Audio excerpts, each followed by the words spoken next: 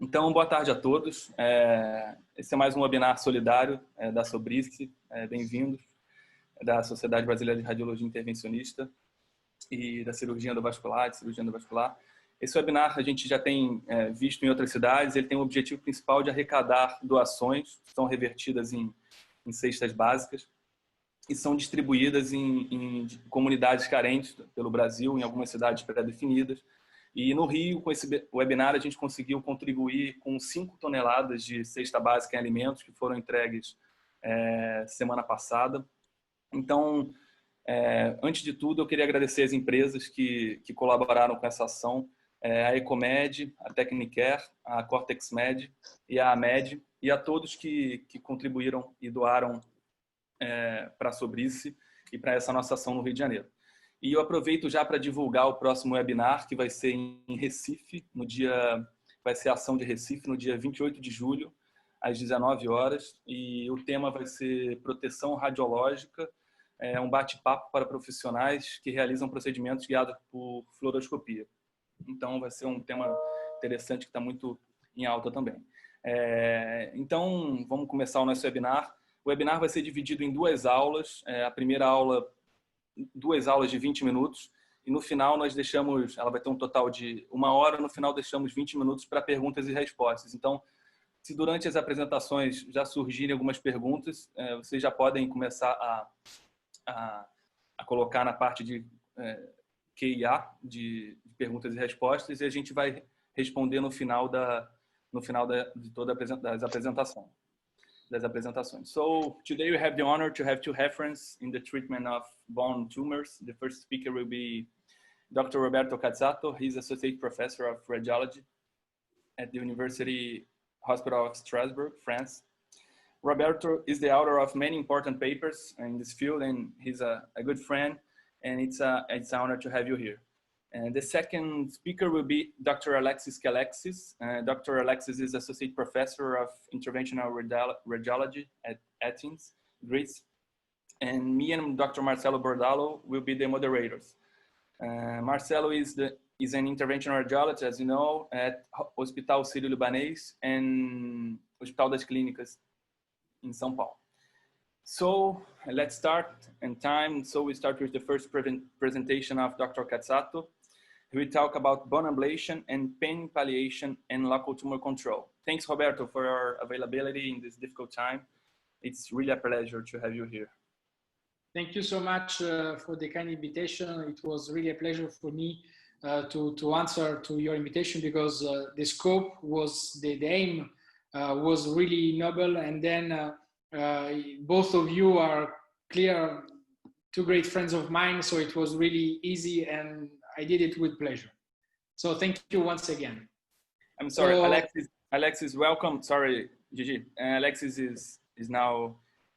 We have just introduced the webinar. Alexis, welcome. Thanks for being here. I think he is listening. Okay, let's start, Gigi. Okay. So I will speak about bone ablation, bone tumor ablation, in order to achieve pain management and local tumor control. So when we have a look at the percutaneous... You have to share a screen. You have to share a screen. It's not sharing. Not share? No.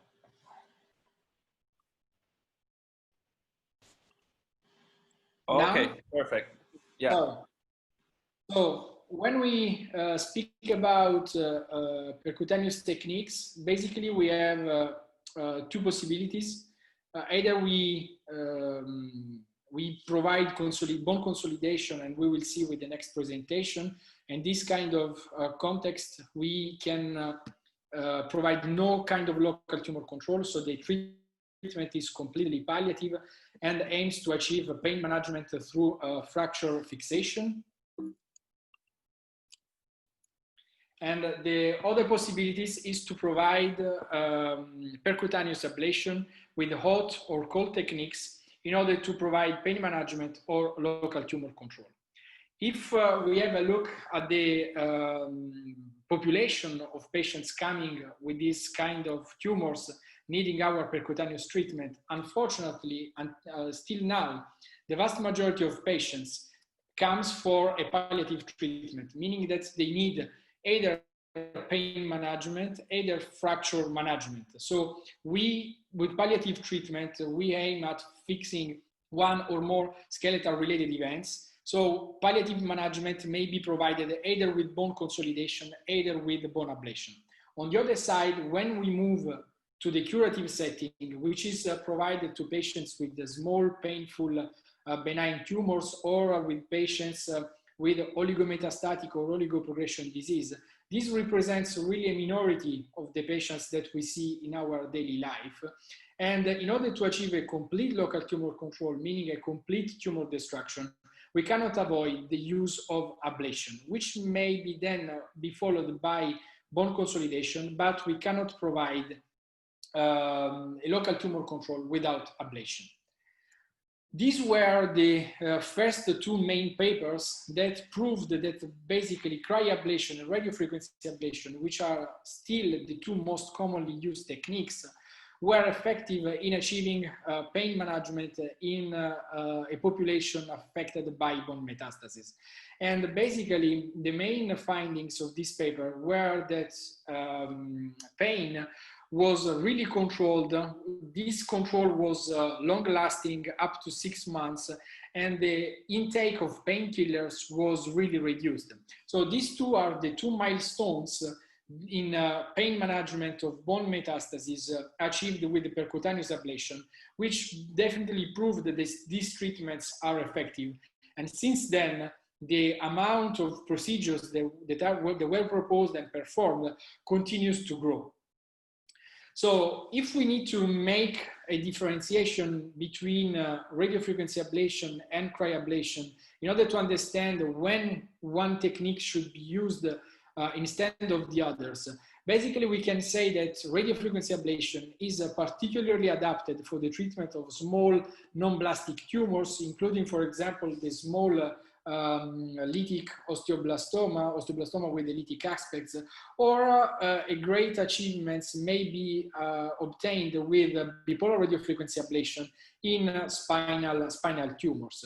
So radiofrequency ablation, we need to keep in mind that is adapted when we have small tumors without any kind of blastic aspect. On the other hand, when we have large sclerotic tumors, when we have a large involvement of soft tissues, when we have lesions that are close to metallic devices or if we have patients with electric metallic devices, like for example, cardiac pacemakers, in this kind of patients, cryoablation performs much better and should be preferred over cryoablation. Moreover, we will see that another advantage of cryoablation is represented by the fact that the ice that we provide is intrinsically analgesic, and so the postoperative phase for patients is much more comfortable, much more easy compared to hot technique, including radiofrequency ablation. New techniques that are coming on stage are for sure microwave ablation. The problem with microwave ablation is that at the moment, the amount of experience that we have and the number of papers that have been published with these techniques are unfortunately not too many.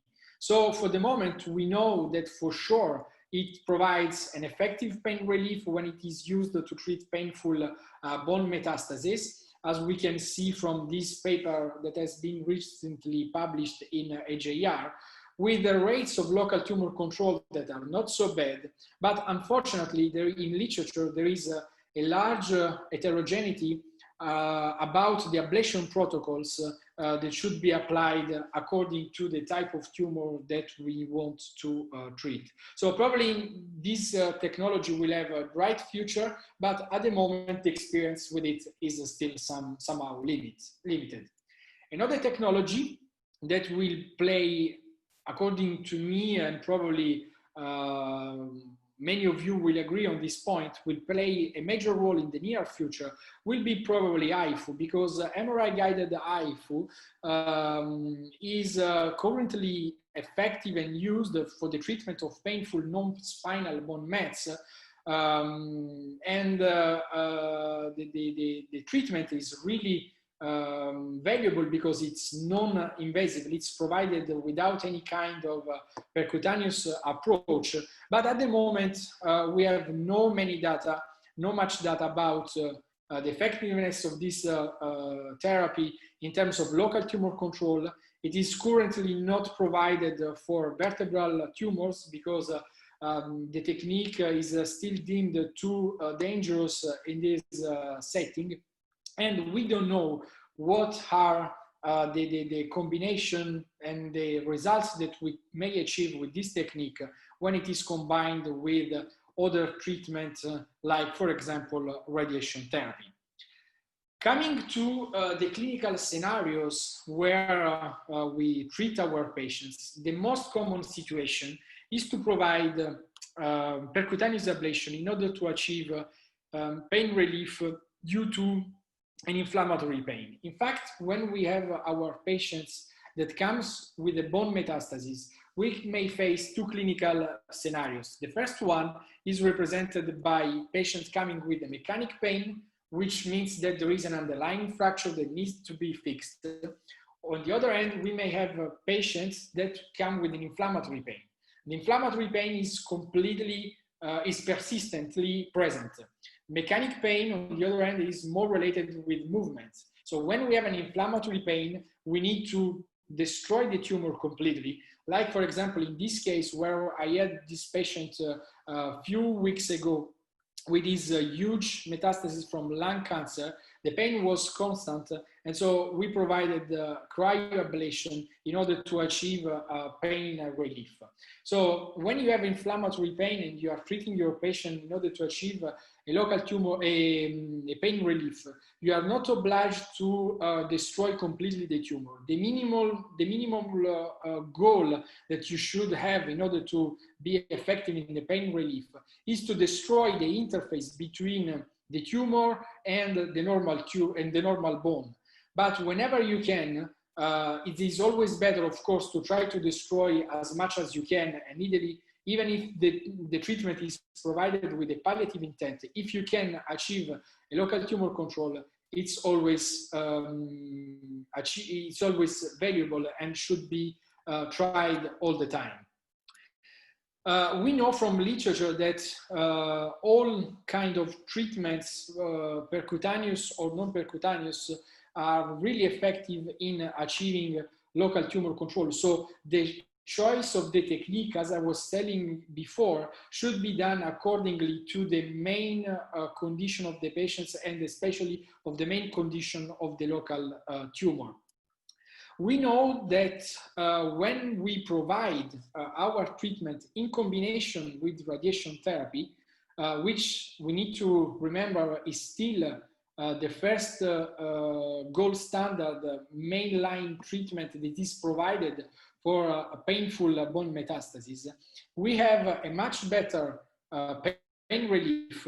It is less likely that patients will re-experience a recurring pain, and the morbidity is completely unaffected by this combined treatment. So whenever we can, if we work in collaboration with a radiation therapist, we can achieve much better results in terms of pain relief without increasing the morbidity, without increasing morbidity. And so this is something that we should keep in mind and we should discuss with our patients and with our colleagues in the tumor board. Moreover, if we provide radiation therapy, radiofrequency ablation, and bone consolidation on the same target, as you can see from this systematic review, which was focused on vertebral disease, but it may be extended also outside the spine. So providing all the treatment available, so radiation therapy and ablation, in this case radiofrequency ablation, to control the inflammatory pain, and bone consolidation, in this case vertebroplasty, to achieve, to control the mechanic pain. this is the best way that we can provide to our patients in order to have the most effective pain management. In terms of local tumor control, these are the results of our experience. Basically, as you can see, when you treat oligometastatic or oligoprogressive disease in patients with very small tumors, size less than 2 centimeters, the rate of local progression-free survival at 1 and 2 years is quite high, and it's not much different from rates that are provided by the stereotactic bone radiation therapy. So this means that we can be effective also in providing local tumor control, provided that we are able to select the best candidates. So when the best candidates is that one who show us an oligometastatic or oligoprogressive disease with the target tumor measuring no more than 2 centimeters. And if we have a look at the experience coming from the team from Paris, so the team from by Professor Debert, they confirmed the rule of the 2 centimeters. So this means that we are more likely to provide an effective local tumor control when we treat small tumors less than 2 centimeters. But they identified also other factors being predictive of an effective local tumor control, including the absence of a cortical bone erosion, which means that the disease is still confined inside the bone, the oligometastatic status, less than 3 Mets, the metachronous disease, and the absence of proximity to nerve roots, which allows a large ablation, so which allows large safety margin, and so which allows the possibility to push the ablation forward to achieve a local tumor control. So here we have a case of this lady who presented with this single Met from thyroid cancer, so a slow evolving disease. The lesion was really small, was confined to the vertebral body, did not disrupt the cortical bone. So we treated it with bilateral bipolar radiofrequency ablation.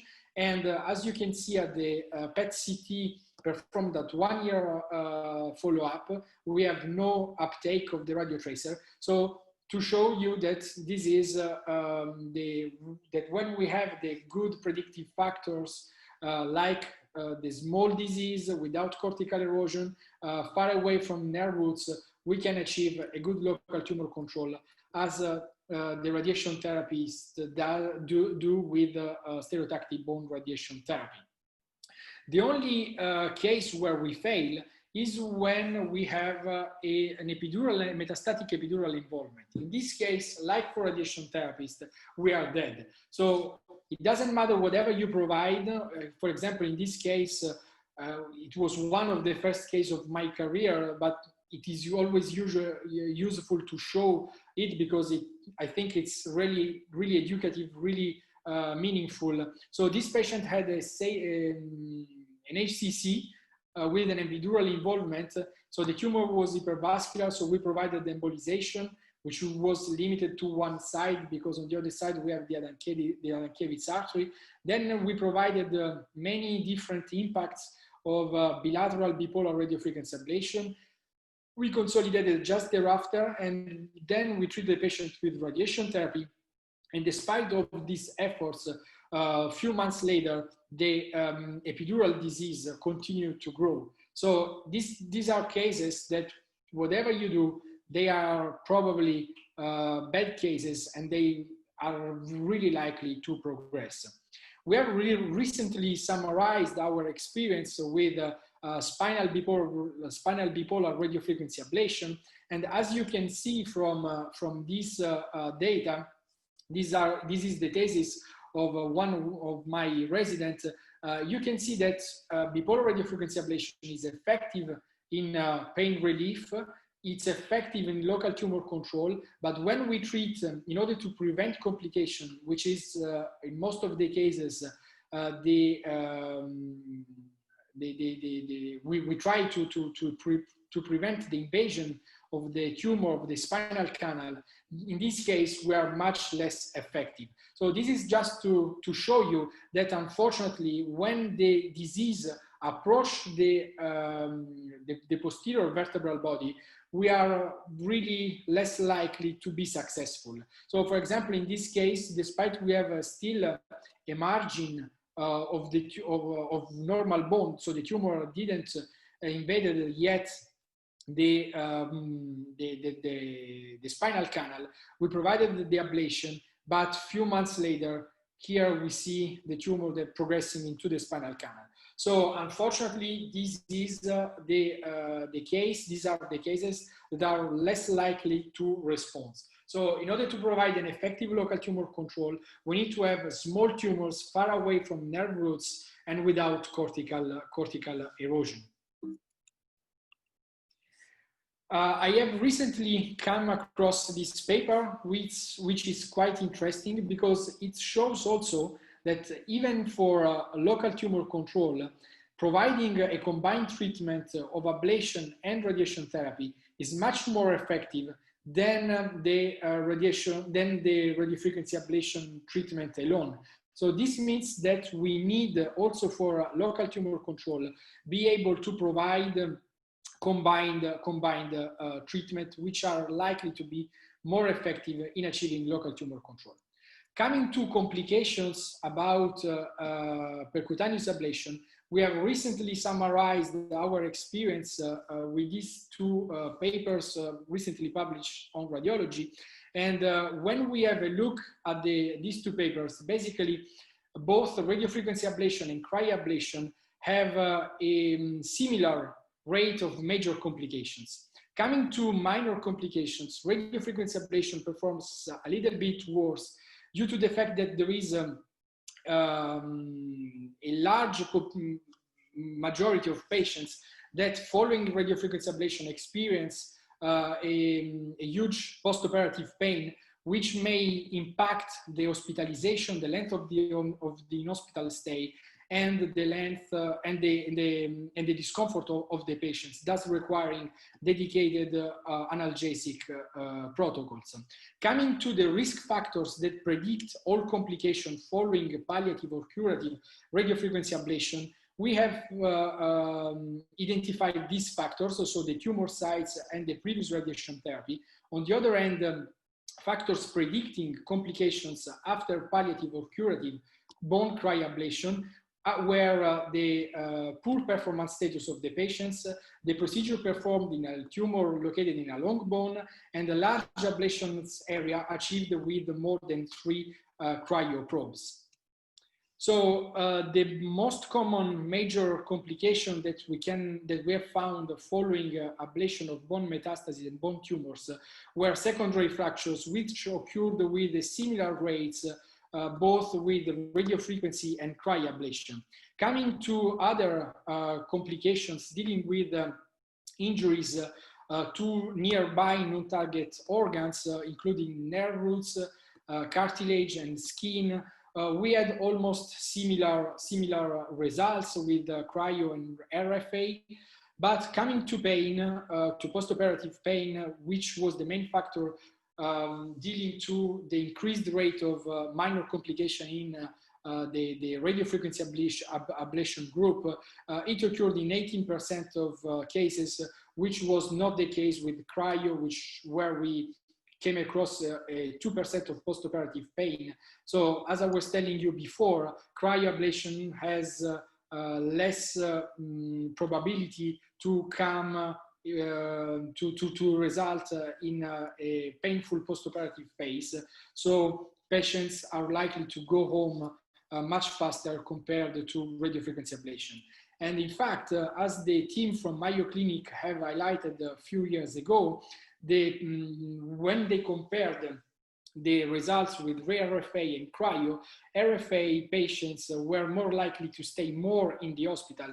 And we know, if we have a look at all the different classification, this is the classification from the SIR Society, this is the classification of CIRSE. So in both classifications, having a prolonged hospital stay means that is considered as a complication. So this does not mean that we should not use radiofrequency ablation due to painful post-operative phase.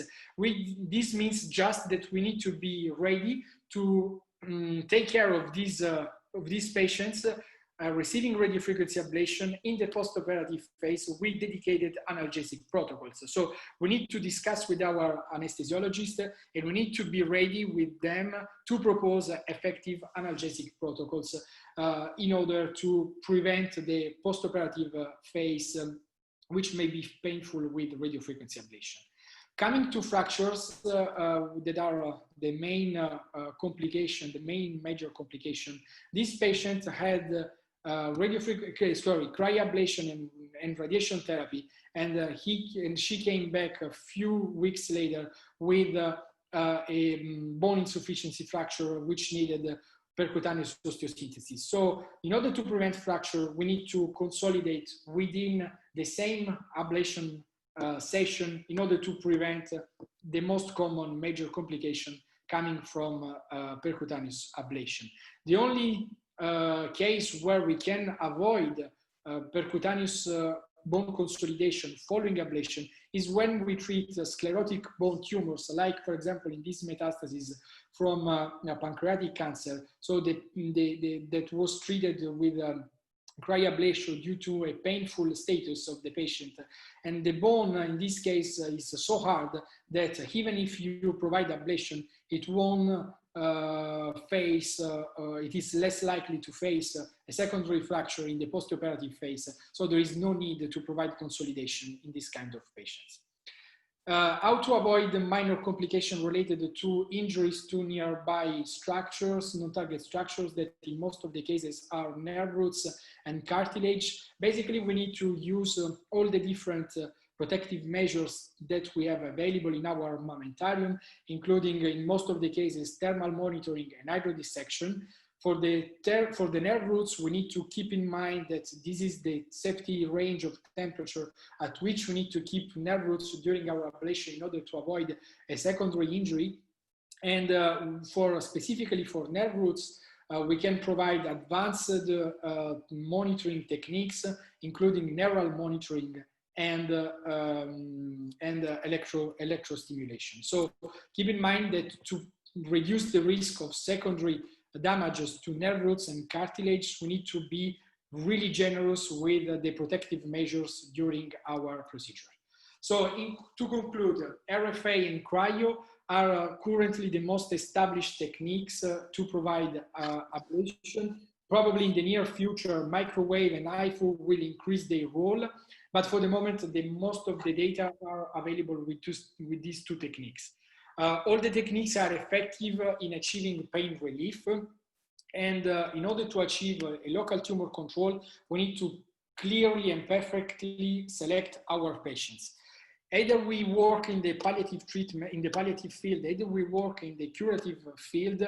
If we provide our treatment in combination with the radiation therapy, we will be likely be more effective. So our treatment will be more effective if we combine them with other oncologic treatments, including overall radiation therapy. Major complications are really few. In most of the cases, they are fractures and may be clearly prevented with bone consolidation provided in the same ablation session. Minor complications are rare compared in terms of injuries to nearby non-target structures, which may be prevented with generous use of protective measures. Please keep in mind that radiofrequency ablation may be painful, and this pain should be prevented with dedicated analgesic protocols shared with your anesthesiologist. Thank you. Okay, thank you, Roberto, for your brilliant presentation. We're gonna have the session for questions afterwards. So if you can please wait to the session to hear the questions from our participants. We're very pleased, and thank you again for your brilliant presentation.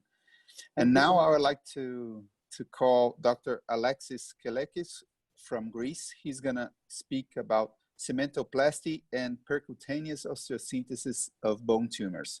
Please, Dr. Alexis. Thank you very much. Hello, Roberto. Hello, Leonardo.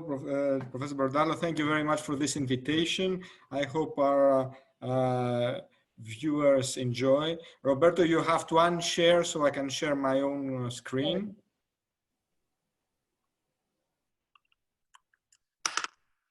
Okay, so let me try how this works. I'm not very good in all of this. Let's try this and share. Do you see it? We're starting to see now. Yeah, It's good. Let me see how I can arrange this. Okay, so there we are.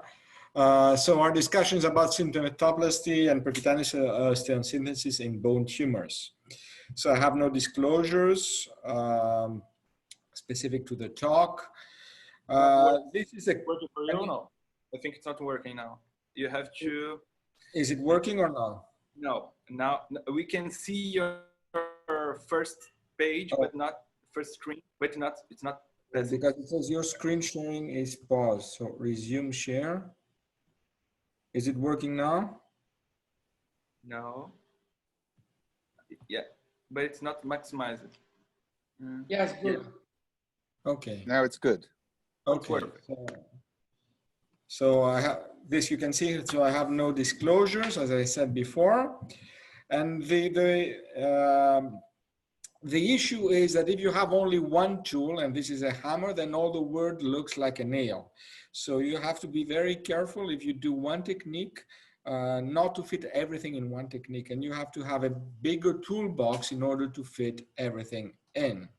And our purpose here is to achieve what we want, which is minimize the risk and optimize the results, which includes the medical assessments, which is the patient condition, the lesion treatment, the technical approach, and the biomechanical stability of the lesion that we want to treat. So how and which lesions should we treat? Well, now we have guidelines out of NCNN. This is a 2018, but we have also other guidelines on adult cancer pain, which includes, apart from the classic NSI-8s, they include now RFA and stabilization and ablation. And as you can see here, when we're talking about spine, we're talking about surgical stabilization and vertebral augmentation, which have now been accepted in the guidelines and treatments algorithms of the NCNN guidelines. And there are other consensus panels on, like in Journal Bone of Oncology, which actually accept radiofrequency ablation, percutaneous cryoplasty, and cementoplasty and vertebroplasty as effective with patients who are poor surgical candidates. So we are starting to make an impact in this world. Now, as I was saying, the important is to discuss which treatment and when should we treat it, and we need algorithms for that. We should move out from the case report to a more generalized and consensus approach. And one of these indexes that we can use is called SINS, which is the Spine Instability Neoplastic Score. And you can have a scoring system for the location or the pain relief or the vertebral body collapse. And out of this, you get a full score, which then makes sense whether to treat by percutaneous approach or not. And we should not also forget the older system and older classifications like the Magell classifications and what we treated up till now, which was A1 stable fractures. So we should be able to identify what's an A1, an A2, and A3, and decide upon those merits whether we're going to treat it or not. And the idea now is to move from what we call the A1 fractures to more complicated fractures, and to be able to give a better consolidative support and structure.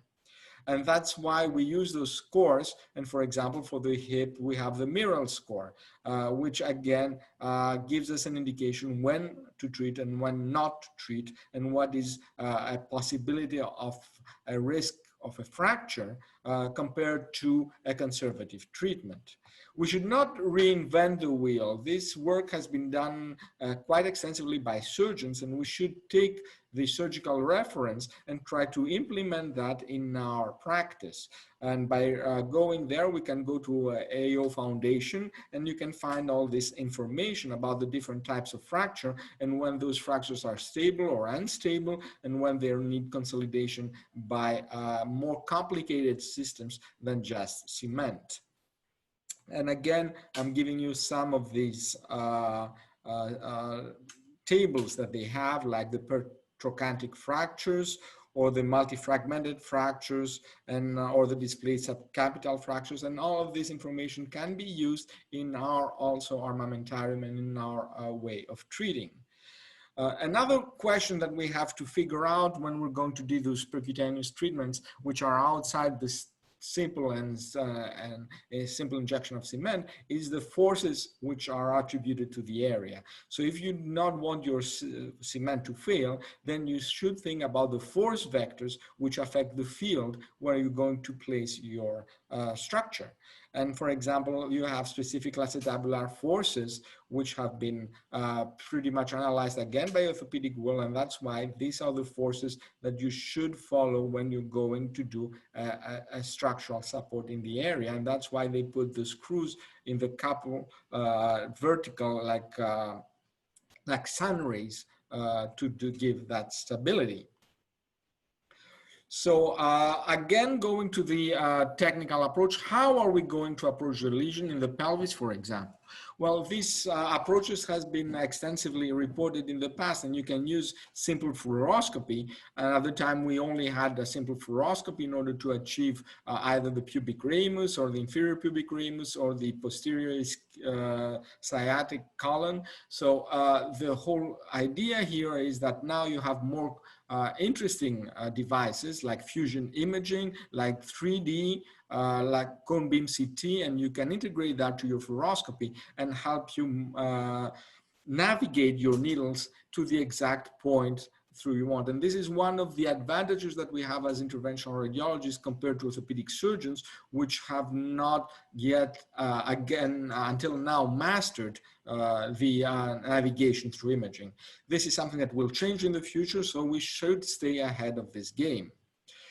Again, when you're talking about pelvic and pelvic fixation, you have to understand that there are columns, and you have to understand that you have to support this column. So for the acetabulum, there is the two-column concept, an anterior column with a screw, a posterior column for the ischial part with a screw, and an anteroposterior screw, which is anterograde or retrograde in order to give structural support. So this is the three columns, the two columns that you have to support, and of course you have to go through them with a vertical also structure to give that stability. For the sacrum, you have transverse iliosacral screws and oblique iliosacral screws. Not all corridors are always possible, and especially in females which have larger pelvis, sometimes the approach can be very tricky. So it's sometimes very difficult to identify the exact corridor that you want to pass through. Another technical approach that you have to understand is that there are structures there that you do not want to injure, and that can be the brachial plexus for the upper torso, it can be the foramen and nerves, or the pudendal nerve that you do not want to hit, or the lumbar plexus, or the vessels, or the sacral nerve roots, or the sciatic nerve. So these are noble structures that, of course, when you have an ambulant patient doing a significant lesion to those nerves, can affect the outcome, and you can end up with a paraplegic patient. So it's very important to understand the anatomy and understand the vascular structures and nerve structures that you do not want to hamper. So we started in the past from cement and needles, and then we moved to different vertebroplasty and kyphoplasty kits, and now we had curved needles and biologics to end up to implant-based technologies. So this is a very quickly evolving field with more and more percutaneous material available, and we should understand which lesion will benefit from which technique. But to understand that, we have to define our objective. What is the objective? We need a construct that will be durable. You want a construct that will allow fast mobilization and will provide the biomechanical stability that you want for this patient to be mobile. So the idea here is not to have a patient that will be able to join the Olympics. The idea here is to have a patient that can serve himself and have a good quality of life. Especially with the patients that we're talking, which are usually metastatic patients and elderly patients, their mobility and their activity is very, very important. So are we going to transform everything to screws and complicated constructs? Of course not. Standard cementoplasty and injection of PMMA works in peripheral areas if you take those considerations that we discussed in mind. So there are a lot of literatures that showing that you have very good high improvement, or even if you consider the mild improvement, the vast majority will improve with just the injection and stabilization of PMMA, provided that you have a good mechanical structure. Now, if you move to other techniques, then what we're talking with PMMA and instrumentation for bone and support augmentation, we're talking about systems which are closed fixations. So these closed fixations will give you the structural support that you want. And there are quite a few papers out there showing exactly this, that you can give that structural support to give a good result. And what are these materials that we have? Well, you have what we could call percutaneous internal fixation devices, which are screws, are PEEK, are wires and pins, and are intramedullary rods and nails. And this material can be placed in a minimal invasive way under visualization by some kind of imaging device.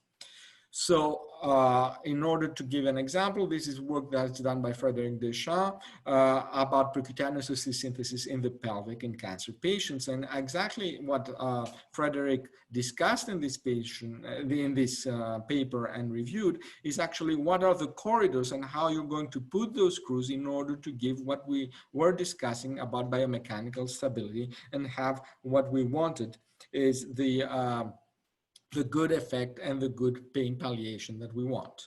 So I would advise for you to go and read those papers that actually show you these corridors, how you're going to place those screws, and how you're going to find these corridors in order to give that biomechanical stability. For example, this is a paper in Radiology in 2019 on the corridors of the pelvis. And you're going to use all the technology you have. For example, you can use cone beam CT. So in this case, for example, we place the needles under fluoroscopy and followed up the final position with cone beam CT, and you can see the screw placement and the cement injection. And this is one screw, and this is the second screw, and the cement for the stabilization. And you can turn around the lesion. And if you have fusion imaging, you can use fusion imaging also to help you navigate through the anatomical landmarks. Now, why do we need the screws and why do we need that biomechanical stability? Simply because cement is not enough in long bones. And that's because you don't have only compression forces, but you have also shearing forces and torsion forces and bending forces. And in those cases, cement PMMA is not strong enough to hold together, especially if you have a highly lytic lesions which have eroded the cortex. So that's why you need a complementary technique to give that structural support. And there are again these papers and the work from Frédéric that shows exactly that concept. He took the Mirrell score, so he had a pure criteria for these patients and followed that criteria and saw that if these patients were not treated, the risk of pathologic fracture was quite high compared to what he can do with cement and screws. So this is another example, a patient with a lytic lesion that was treated only with osteoplasty, and he ended up with a fracture which ended up in a prosthesis. And this is what you do not want, because this destroys your technique.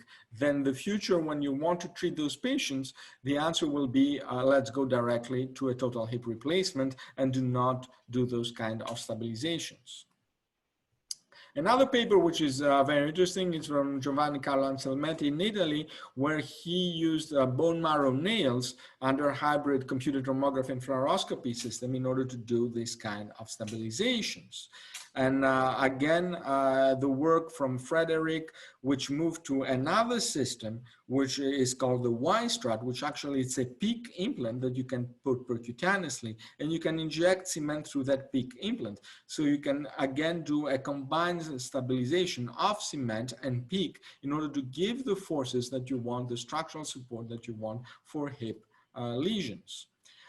We described another technique, which is called the rebar construct, and you can see those vertebroplasty needles placed, and through them you can put an ablation. In this case, we use the microwave ablation in order to destroy the lesion. This is the PET of the lytic lesion, and once we ablated the lesion, we placed some pins, some metallic pins, which were placed through the needles, creating a mesh. And through that mesh, we injected cement. And this is the final structural support with the mesh and the metallic implants and the cement injected.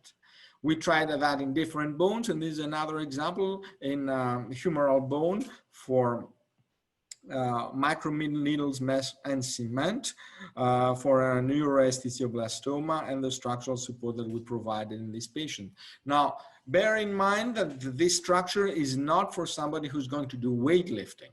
This structure is important for someone who wants to have mobility and achieve a better quality of life than having his hand in continuous pain. So one has to establish what is the expected result and what are the goals of your intervention and what are the objectives of the intervention that you're going to do. Are these structures stable? Well, this is follow-up of these patients in a long time from 2011, 2 years up. This is a multiple myeloma patient with lytic lesions, and you can see that we did not have any migration of material in 2 years follow-up in continuous x-rays that we will follow up with the patient that continue to do very well.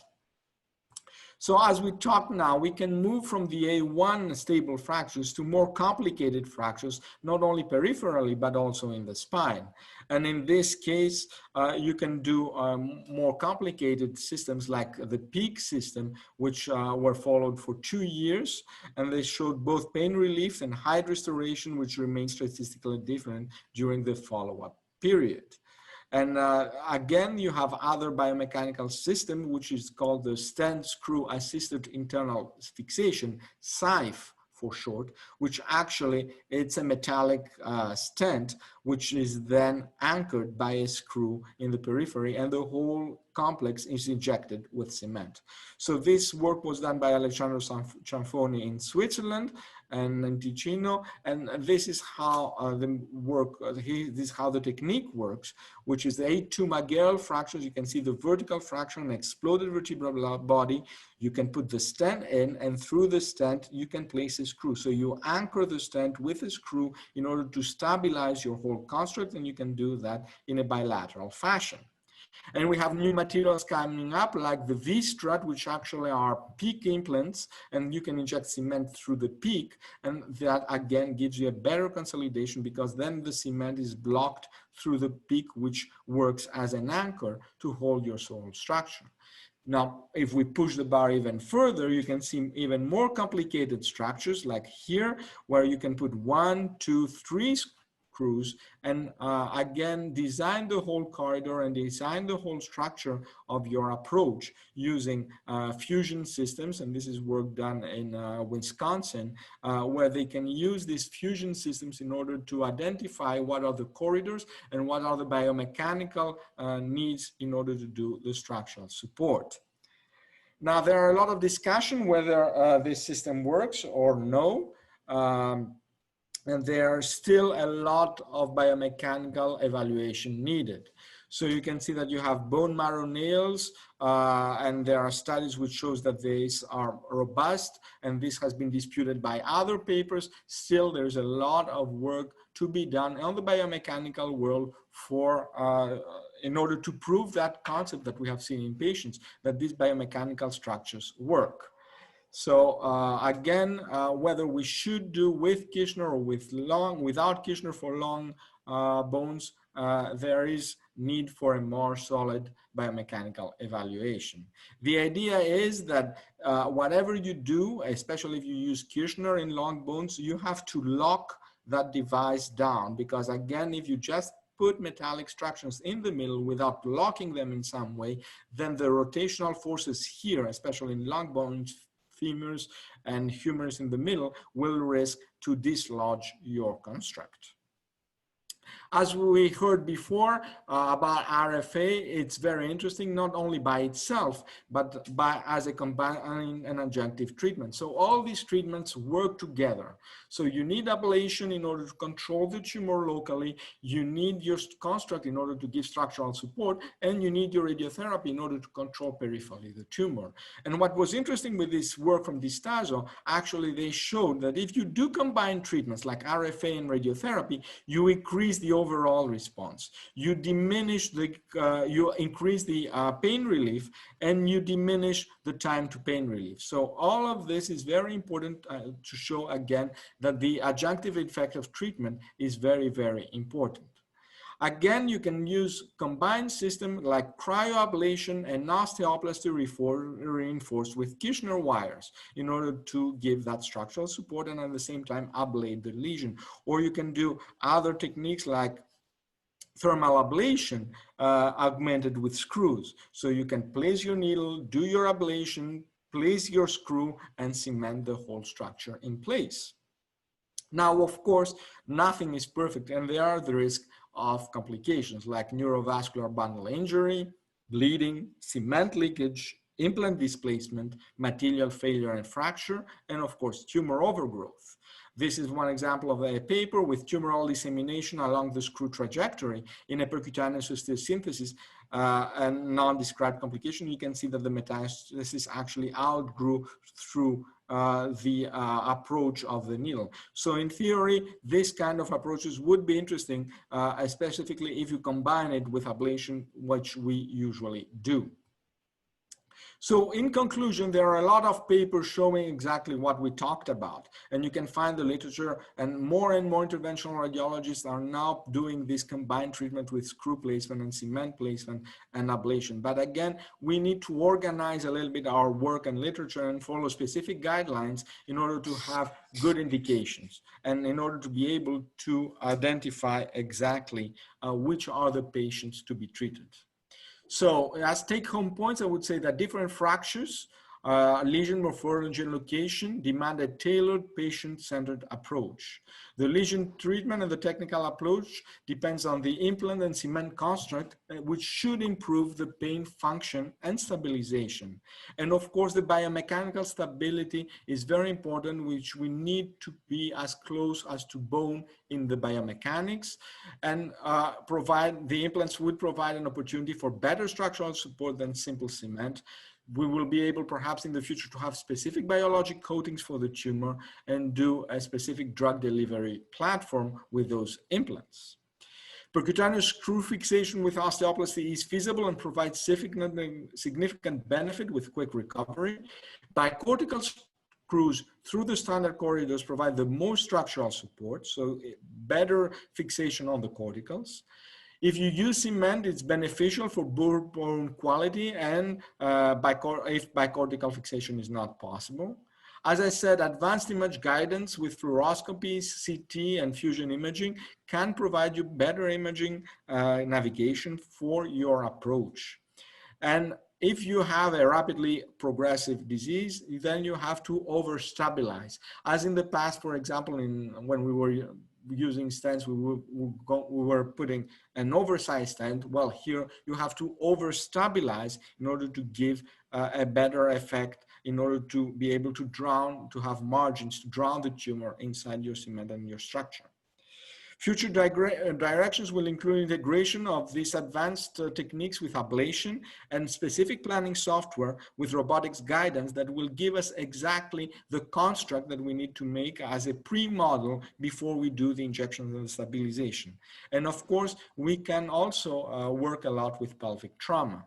So with this, I would like to thank you. I would like to invite you to participate to SIO, which are Society of Interventional Oncology, and which a lot of this work is being done. We are still trying to make a congress for San Francisco in California for 2021, if we are able.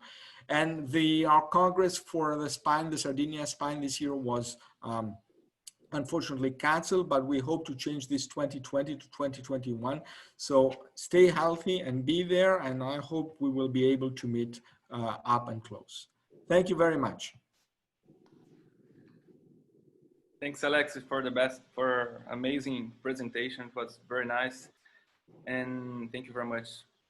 And we have one question here, and we have still 5 minutes for questions. So I will start with a question from the audience and from Ernesto Moya, and I think we could be for both. Many studies show the use of the RF and cementoplastia have a good long-term result in pain control. In your experience, is really useful? Alexis, would you like to answer you first, or as you like? We cannot hear you. I would say that please go, because it's about ablation, so it's part of your presentation. Okay, thank you. Basically, as I show you, when you provide ablation, radiation therapy, and bone consolidation, this is the best you can provide in terms of local tumor or in terms of pain relief. However, if you have a predominantly a patient with a short life expectancy, with a purely mechanic pain, with a multimetastatic disease, where you don't need really to achieve a local tumor control, you can use simply a bone consolidation. So it really depends on your case, on your patient, and you need to discuss this in a multidisciplinary way. Because even if you have an inflammatory pain in a bedridden patient and you provide simple PMMA injection into the lytic bone mets, the patient will be palliated as well. So it really depends. You need to make a balance in terms of life expectancy, quality of life expected for the patient, and cost of the procedure and technical difficulties related to the procedure in order to make the best choice for your patient. I will agree. I will add that we have now some data about peripheral tumor cells circulating. So there has been a study out there which shows that if you do a vertebroplasty or a kyphoplasty, doesn't matter for that, an augmentation procedure in a tumor bed, then you have an augmentation of the circulating tumor cells, the CTCs. If that is important or no, we do not know, because we do not know if those circulating tumor cells will go and increase and make new metastatic lesions. Anecdotally, we all have seen the patient that came with one metastasis and 6 months later, he is full of lesions everywhere. So, but this has not been proven. That said, I will agree completely with Roberto. It depends on what you want to do. If you were in a palliative setting, you have a multimetastatic patients, you want to treat as many lesions as you want, as you can, as fast as you can to relieve as much pain as you can, then ablation is an overkill. If you have few lesions that you want to control the tumor effect, and you want to decrease the probability of that tumor expanding locally, and perhaps diminishing the risk of circulating tumor cells, then ablation is part of your equation. Completely agree. So I have another question.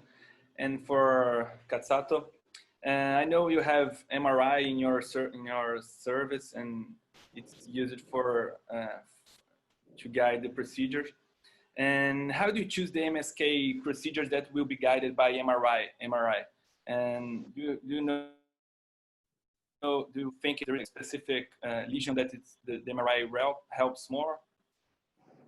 MRI is perfect in soft tissues. In bone is a little bit more complicated. So unless you have a lesion with a complete cortical bone disruption, so which allows you to have an easy access to direct access to the tumor.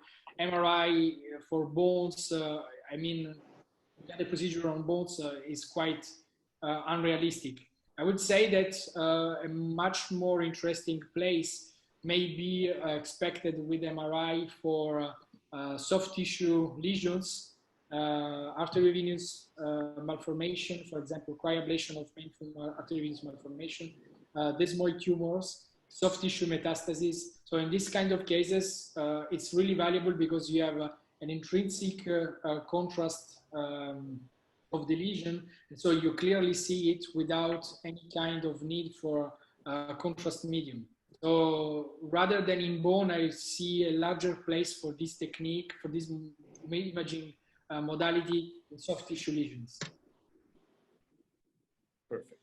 Do you have any question, Marcelo? Yes, I would like to ask Roberto, you talked about the epidural metastases and the not so good results in midterms. So do you contraindicate for palliation in these patients? Do you contraindicate radioablation in spinal cord compression, Roberto? No, the idea, what I wanted to say is that if you go for a local tumor control and you had already an epidural involvement, you are dead. You cannot achieve it. So if the goal of your treatment is purely palliative, you can go for a palliative treatment. You don't care of the epidural involvement. You can provide ablation, you can provide bone consolidation, vertebral augmentation, you can provide whatever you want, it will be effective. But if you are looking for local tumor control with an epidural involvement, this is not something that you can achieve. So it was referred to the local tumor control. Okay. And what about the cord compression? You think ablation has a role? If I can help with that, if I can add something. Yes, sure. You don't forget that you also can do combination treatments. For example, the case that Roberto showed would, if otherwise, would have ended with a complete corpectomy. Okay, he would need a replacement of the vertebral body and a multiple level stabilization with a posterior fixation, which would complicate a lot and might probably affect the survival of this patient. It would be easier, as Roberto did, do the stabilization, do the ablation, and deal with the epidural component by just doing a posterior laminectomy or just opening the canal a little bit wider in that area, because what you want actually is to provide a better quality of life for this patient. So that is what exactly Roberto said. It all depends on the case and what are the objective goals that you want to succeed. So for example, they tried ablation, they tried stabilization, they tried radiotherapy, and then they could have done a small laminectomy in the area just to give some space and avoid the possibility of a neural compromise. We didn't do the laminectomy because the patient was asymptomatic, and then he was dead shortly after. But of course, the corporectomy could be an alternative, but we need to bear in mind, as Alexis has said, that the rate of complication and the mortality rate of orthopedic surgery done on bone metastasis, especially in the spine, may be as high as 30%. So it's something really hard for the patient. So when it should be provided in patients with a really long life expectancy and young patients and with a very good performance status. Perfect. Thank you very much, Roberto and Alexis, for your availability. It was very nice. Thank you. Sobrice, it was a solidarity webinar. It was very nice for many proposals, and thank you very much for availability. Thank you. Thank you very much. Thank you, Marcelo. Thank you, Leonardo. Thank you, Alexis. Thank you very much. Thank you, guys. Take care. what you did is really impressive, and it is great for the community, and I'm proud to participate in this action that helped a lot of people that are in need. So thank you for the invitation, and congratulations for the idea and Sobrice for doing this. Thank you, Alex. Thank you. Bye. Bye-bye. Bye, guys. Bye, guys.